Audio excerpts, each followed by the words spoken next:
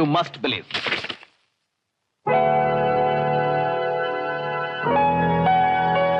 ഇവിടെ ഈ നഗരമധ്യത്തിൽ ഇത് പ്രവർത്തിക്കുന്നു. കേളു റൈറ്റഡ് പണം കൊണ്ട് മാത്രം ഒതുങ്ങാത്ത പൊളിറ്റീഷ്യൻസിനെ ബ്രൈബ് ചെയ്യാൻ, ബ്യൂറോക്രാറ്റ്സിനെ ബ്രൈബ് ചെയ്യാൻ പേരിനതൊരു തുന്നൽ കേന്ദ്രമാണ്. Very symbolic. സോറി, ചില സമയത്തൊക്കെ ഞാൻ ഇതുപോലെ വൾഗറാവും. ആ സ്ഥാപനം ഇല്ലാതായാൽ കേളു റൈറ്റഡ് ഒരു അട്രാക്ഷൻ കുറയും.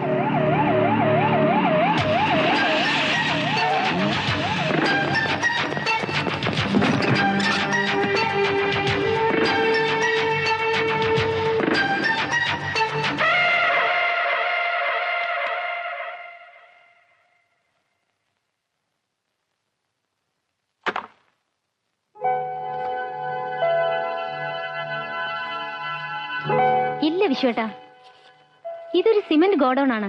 സിറ്റി കോർപ്പറേഷന്റെ വകയാണ് ഈ ബിൽഡിംഗ്. കേളു റൈറ്റർ വാടകയ്ക്ക് എടുത്തിരിക്കുകയാണിത്. കൃത്യമായിട്ട് വാടകയും തരുന്നുണ്ട്. തരാമല്ലോ. സിമന്റ് വിറ്റാലും കട്ടാലും കിട്ടുന്ന ലാഭത്തിനൊരു പരിധിയുണ്ട്. സിമന്റ് ചാക്കുകൾക്കിടയിൽ കഞ്ചാവാണെങ്കിലോ വിദേശ നാണ്യം നേടാവുന്ന മയക്കുമരുന്നുകളാണെങ്കിലോ ഓഫ് കോഴ്സ് സ്വർണ്ണ ഏതായാലും ഉണ്ടാവില്ല. അതിന്റെ കാലം കഴിഞ്ഞു. അല്പം സ്ഥലം മെനക്കെടുത്തുവെങ്കിലും സിൽവർ ഈസ് സ്റ്റിൽ പ്രോഫിറ്റബിൾ. വെള്ളി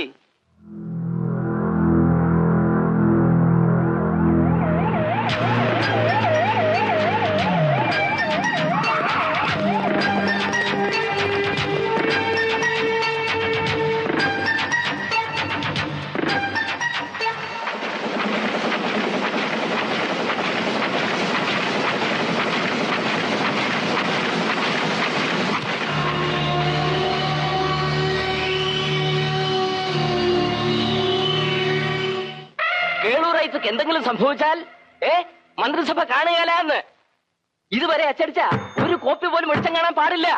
എന്താ പോരെ?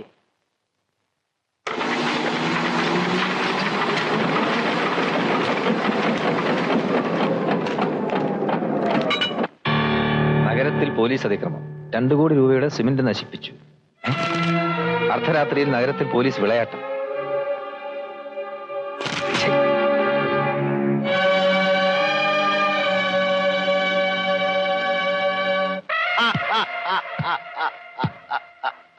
ചുമ്മാ ചിരിച്ചുകൊണ്ടിരിക്കാതെ ഒരു നന്ദിയെങ്കിലും പറയടോ റൈറ്ററെ. സ്വന്തം മുതലിൽ നിന്നൊരു പങ്ക് പോകുന്ന കണ്ടപ്പോ മുഖ്യമന്ത്രിക്ക് ഉറക്കമില്ല. രായിക്ക് രാമാനം.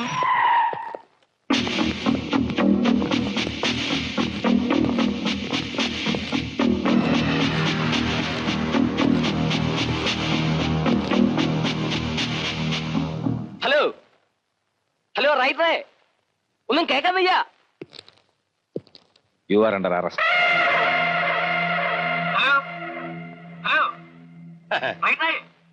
ഹലോ സീക്കാരെ, ഇവിടെ എന്നെ പോലീസ് അറസ്റ്റ് ചെയ്യാൻ വന്നിരിക്കുക. ഈ ചന്ദ്രദാസ്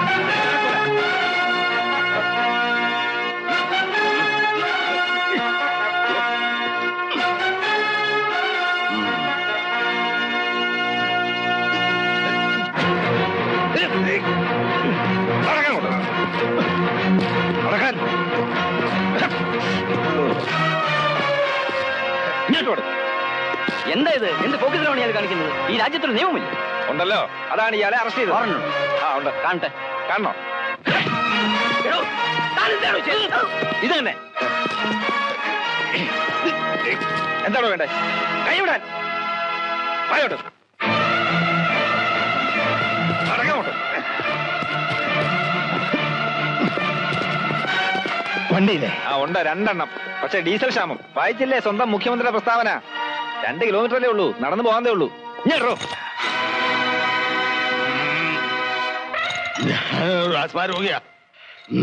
സാരമില്ല. പോകുന്ന വഴിക്ക് 3 ആശുപത്രി ഉണ്ട്, അറിയാമല്ലോ. സാരമില്ല മോളെ, മോട കെട്ടിയവന്റെ ആയുസ് എത്തിക്കഴിഞ്ഞു. ദിവസവും മുഹൂർത്തവും തീരുമാനിച്ചാ മതി.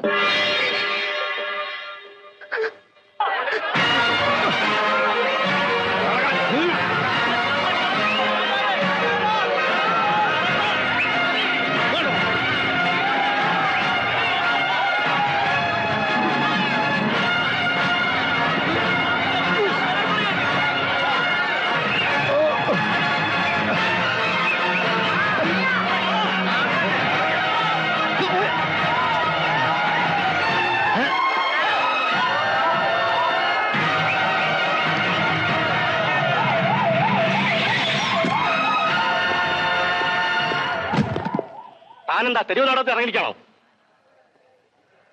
സാർ, ഞാൻ പത്രവാർത്തകൾ വിശ്വസിക്കരുത് സാർ. അതെല്ലാം വളച്ചൊടിച്ചതാണ്. ഇന്നലെ രാത്രിയിലെ ഓപ്പറേഷൻസ് ഞാൻ ഡീറ്റെയിൽ ചെയ്യാം. Is A criminal. എന്റെ കണ്ണുകൊണ്ട് ഞാൻ കണ്ട ഈ കാഴ്ച താനൊന്ന് ഡീറ്റെയിൽ ചെയ്യൂ. ഇദ്ദേഹം എന്താ ഉത്സവപ്പറമ്പിലെ പോക്കറ്റടിക്കാരനോ തെരുവിൽ നടത്താൻ? താൻ IPS ഓഫീസറാണോ അതോ പോലീസ് കോൺസ്റ്റബിൾ ആണോ? Sir, no, you are under suspension mister Chandradas.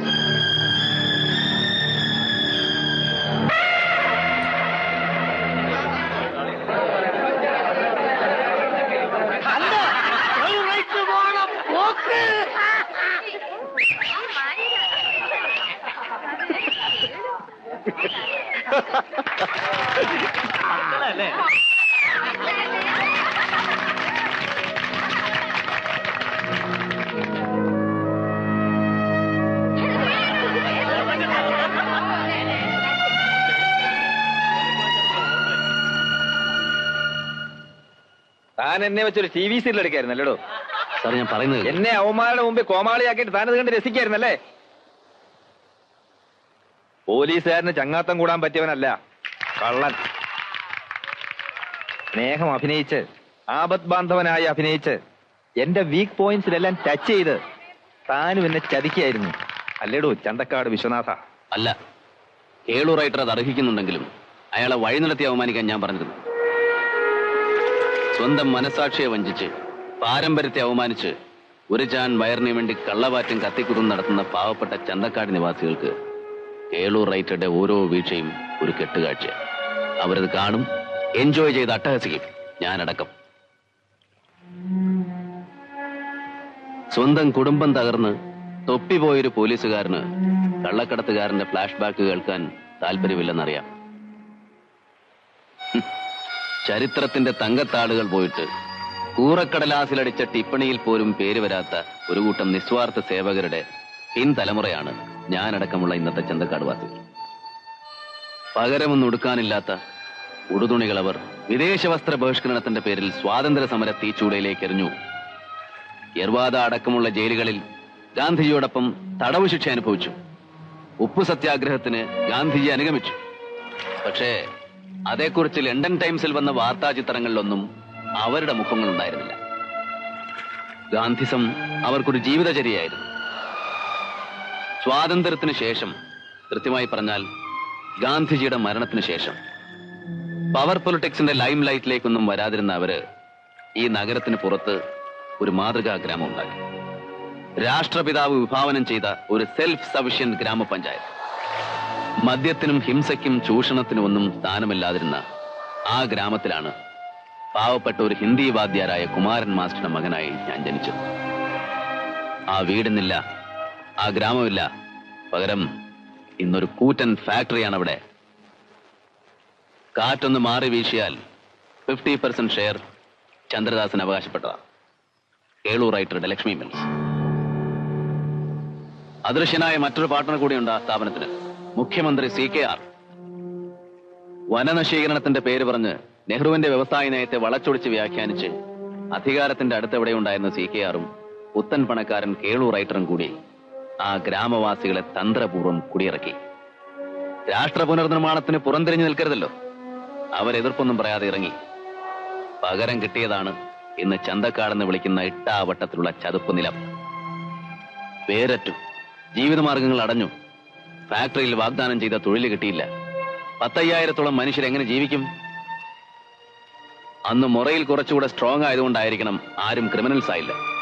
മുണ്ട് മുറുക്കിയെടുത്ത് അങ്ങ് ജീവിച്ചു. ഒരിത്തിരി മണ്ണിന് വേണ്ടി അച്ഛൻ കയറിയിറങ്ങാത്ത വാതിലുകളില്ല. ഓരോ ഇലക്ഷൻ വരുമ്പോഴും ഓരോ നുണ പറഞ്ഞവരെ അച്ഛനെ പറ്റിച്ചു. ചുരുക്കി പറയാം, ഇലക്ഷൻ അടുത്തു. നഗരത്തിലാകെ തൊഴിലാളി വർഗ സർവാധിപത്യത്തിന്റെ കാറ്റാഞ്ഞു വീശി. CKR തോൽക്കുമെന്ന് ഉറപ്പ്. ജനസമ്മതനായ ഒരു രക്തസാക്ഷിയെ കിട്ടിയാൽ ഒരുപക്ഷെ വിജയിച്ചേക്കുമെന്ന് കേളു റൈറ്റർക്ക് തോന്നി. അവരതിനാളെ സംഘടിപ്പിച്ചു തുടങ്ങി. അച്ഛനായിരുന്നു അവരുടെ ലക്ഷ്യം.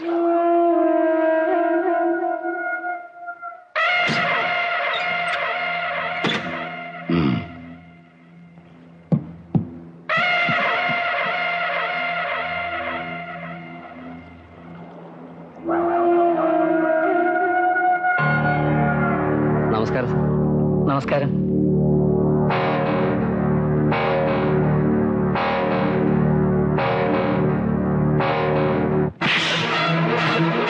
എന്താ എന്താ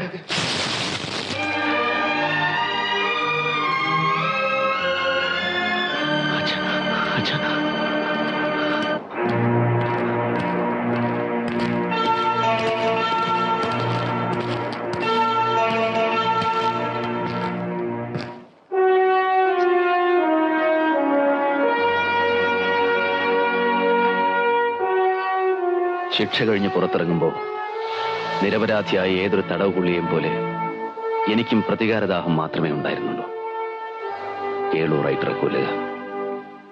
പക്ഷേ പുറത്തു വന്നപ്പോ, ചന്തക്കാടിന്റെ അവസ്ഥ കണ്ടപ്പോ, കേളു റൈറ്റർക്ക് വേണ്ടി ഒരു ജീവപര്യന്തം അല്ലെങ്കിൽ ഒരു കൊലക്കയർ ഏറ്റുവാങ്ങണ്ടെന്ന് തോന്നി.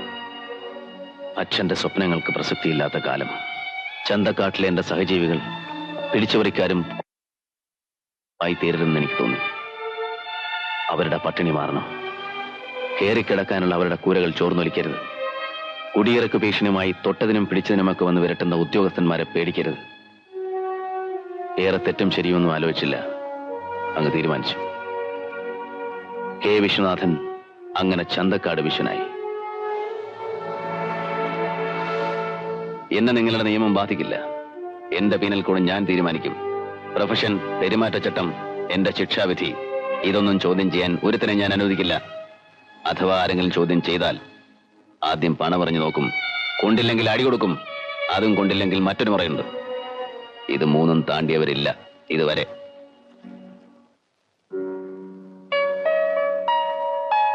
ഞങ്ങൾക്ക് എഴുതപ്പെട്ട നിയമസംഹിതയുണ്ട്. നടപ്പാക്കാനുള്ള മെഷീനറിയെ തുരുമ്പ് പിടിച്ചിട്ടുള്ളൂ. വിശ്വേട്ടൻ ഞങ്ങളെ സഹായിക്കുമോ? മരിക്കും വരെ ചന്തക്കാട് വിശ്വനായിരിക്കാമെന്ന് ആരോടും വാക്ക് കൊടുത്തിട്ടില്ലല്ലോ.